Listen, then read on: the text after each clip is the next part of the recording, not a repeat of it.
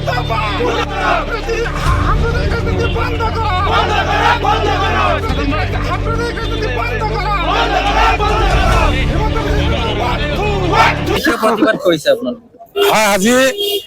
সদস্য সংখ্যালঘু ছাত্ৰ ইউনিয়ন আমচুৰ কেন্দ্ৰীয় সমিতিৰ নিৰ্দেশ মৰ্মে গোটেই অসমৰ প্ৰতিখন জিলাকেই আজি অসমৰ মুখ্যমন্ত্ৰী হিটলাৰী মুখ্যমন্ত্ৰী সাম্প্ৰদায়িক মুখ্যমন্ত্ৰী হিমন্ত বিশ্ব শৰ্মাৰ প্ৰতিকৃতি দাহ কাৰ্যসূচী লোৱা হৈছিলে। আৰু আজি আমি নগাঁও জিলা সমিতিয়ে জুৰিয়া বজাৰত অসমৰ মুখ্যমন্ত্ৰী হিমন্ত বিশ্ব শৰ্মাৰ প্ৰতিকৃতি দাহ কৰিলোঁ।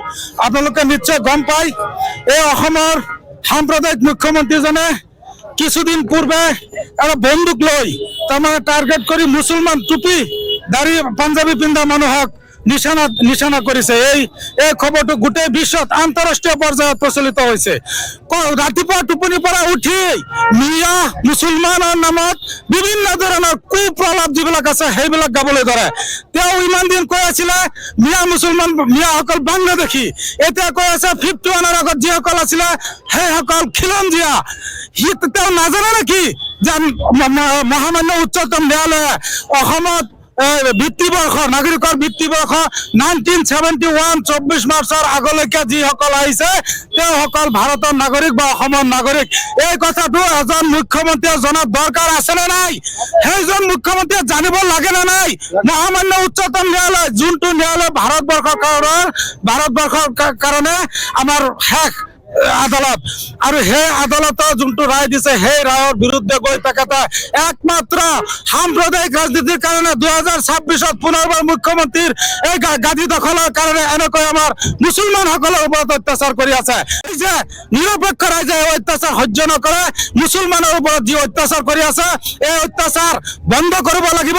ৰাজনীতি কৰক, উন্নয়নৰ ৰাজনীতি কৰক, উন্নয়নৰ কথা বাৰ্তা কৈ ভোট লওক, আমাৰ তাত কোনো আপত্তি নাই। কিন্তু মিছা কথা কৈ এটা সম্প্ৰদায়ক নিক্ষেপ কৰাৰ যি ষড়যন্ত্ৰ কৰিছে সেইটো আমি কেতিয়াও মানি ল'ব নোৱাৰো। আপোনালোকে চাওক এছাৰৰ নামত কি অৱস্থা কৰিছে। আজি নগাঁও জিলাত 54,000তকৈ ওপৰত মানুহৰ নাম ভোটাৰ তালিকাৰ পৰা কাটি দিছে।